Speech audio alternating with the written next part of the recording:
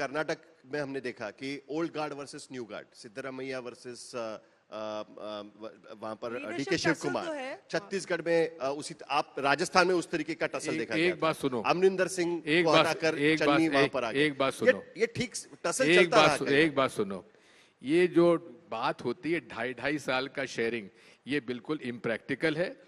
और वहां पर शुरू से ही मैं तो हमेशा इस पक्ष का रहा हूं कि डेमोक्रेटिक वे से विधायकों के बीच में से चयन होना चाहिए। जिसके पास ज्यादा विधायक है वो मुख्यमंत्री, जो नंबर 2 पे है वो उप मुख्यमंत्री, और उस उप मुख्यमंत्री जी को जो पोर्टफोलियो चाहिए वो देना चाहिए। मैं 2.5 साल का ये शेयरिंग ऑफ टाइम, मैं इसके पक्ष में हूँ, ये इम्प्रैक्टिकल है। ये सचिन जी, आप ये मानते हैं इस बात को? दिग्विजय सिंह जी को हो गए 50 साल राजनीति में, वो ये स्टेटमेंट दे सकते हैं, मैं तो उस पर कोई कमेंट करने वाला हूं नहीं। नहीं, लेकिन ये भी तो बात है, सचिन जी ने ना कन्नी काट ली है। नहीं, लेकिन फिर भी ये बात तो है ना कि कहीं ना कहीं। लेकिन एक बात साहिल आपको बताऊं, कर्नाटक की बात करें, कर्नाटक की बात आपने करी, मुख्यमंत्री हो या डीके शिव कुमार हो, उन दोनों के मुंह से आज तक आपने कभी सुना है कि हम पार्टी की बात को मानने वाले नहीं हैं या पार्टी के निर्णय को अस्वीकार करेंगे? ठीक है, किसी की एम्बिशन होगी, किसी ने कुछ कहा, नेताओं ने कहा, लेकिन जो 2 प्रमुख लोग हैं, दोनों ने अपने मुख से आज तक भी कभी कुछ ना ऐसा कुछ कहा, ना ऐसा कुछ प्रदर्शित किया। जो पार्टी डिसाइड करेगी वो सब मानने को तैयार है, इसमें कोई इशू नहीं है। लेकिन क्या ये वक्त आ गया है आज की स्थिति में कि पतझड़ हो चुकी है और नए गार्ड को तुम काहे पीछे पड़ो यार?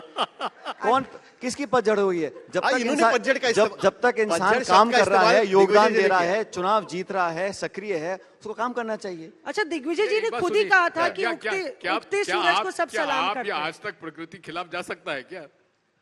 किसके क्या बोलिए क्या आज तक और हम क्या प्रकृति खिलाफ जा सकते हैं? नहीं, बिल्कुल नहीं। अब पतझड़ होना है तो होना है। सचिन जी, दिग्विजय जी उसी बात पे अड़े हैं, पतझड़ के बात पे अड़े हुए हैं। मैं उसको आगे ले जाती हूँ। पतझड़ की बात, या यूं कहें कि शरद पवार साहब ने भी एक बारी जमींदारों की बात करी थी और कहा था कि कांग्रेस पार्टी एक ऐसी पार्टी है जिसको लगता है अभी भी सारी जमीन बरकरार है उसकी। लेकिन तब से अब तक बहुत पानी बह गया, कह लीजिए, यमुना में। लेकिन अभी भी अलायंस, जो आपके घटक अलायंस पार्टनर्स हैं, उनको लगता है, चाहे वो बिहार में हो चाहे महाराष्ट्र में हो, कांग्रेस जो है टांग खींचने का काम करती है और कांग्रेस जो है बैगेज है। तो क्या आपको लगता है कि आगे का रास्ता किस तरीके से आप लोग साधेंगे? आप मुझे एक हमारे अलायंस का नाम बता दीजिए जिसने कहा हो कि कांग्रेस बैगेज है। आपके शब्द हैं। सचिन, आप भी बिहार में थे, मैंने आपको बिहार में देखा है, कितनी लड़ाई हुई राजद के साथ। आपने शब्द का प्रयोग किया कि हमारे अलायंस पार्टनर, माफ कीजिए, चाहे समाजवादी पार्टी है, चाहे डीएमके है, चाहे शिवसेना, सारी पार्टियों के साथ हम लोग हैं और हर अलायंस में सीट शेयरिंग में थोड़ी बहुत ऊपर नीचे होती है।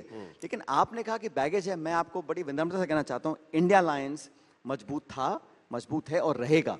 आने वाले अनेक चुनाव हम मिलकर साथ लड़ेंगे। स्टेट शेयरिंग में, सीट शेयरिंग में, स्टेट्स में थोड़ा बहुत हम लोग, क्योंकि हम नेशनल पार्टी हैं, रीजनल पार्टी का एक एम्बिशन होती है, हर जगह होता है।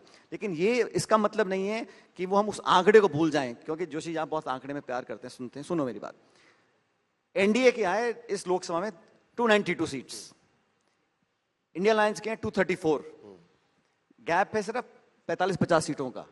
तो आप जो प्रदर्शित करते हो ना कि पूरा देश फतेह कर लिया, वो भी दिखाया हमने। मैं समझ रहा हूं, तो मेरा जो आंकड़ा गलत तो नहीं है ना। और सुनो, 2024 के चुनाव में अगर 100 वोट कास्ट हुए तो 2/3 वोट एनडीए अलायंस के खिलाफ कास्ट हुए। ये भी हकीकत है। वो आंकड़े नहीं दिखाए आपने। नहीं, वो है, लेकिन वो आपके आंकड़े आपने दिखाए नहीं। छाप के लेके नहीं आए उसको। 2/3 वोट अगर कास्ट हुए तो वो आपके पास नहीं है। अरे एनडीए के पास तो नहीं गए ना। नहीं, ठीक है, इंडिया अलायंस के पास आए, वो किसी थर्ड पार्टनर के पास गए। इंडिया अलायंस के पास प्रोजेक्ट दिखा दो यहाँ पर। आप दोनों, मैं आपको चैलेंज कर रहा हूँ, दिखा दीजिए। NDA got 33% votes, non NDA party got 63% vote. ये हकीकत है ना साहिल? ये दोनों मंच पे हाथ पकड़ के आए थे और इन्होंने पूरा यूनाइटेड फ्रंट आपको शाबाशी देनी पड़ेगी हमें। तो देखिए, आपने बहुत कोशिश करी झगड़ा पैदा करने की, उम्र की बात करने की, पत्तों की बात करने की, पतझड़ की बात करने की। तो हम लोगों का, हमारी जनरेशन का जो आपस में संपर्क है वो अटूट है और हमेशा रहेगा।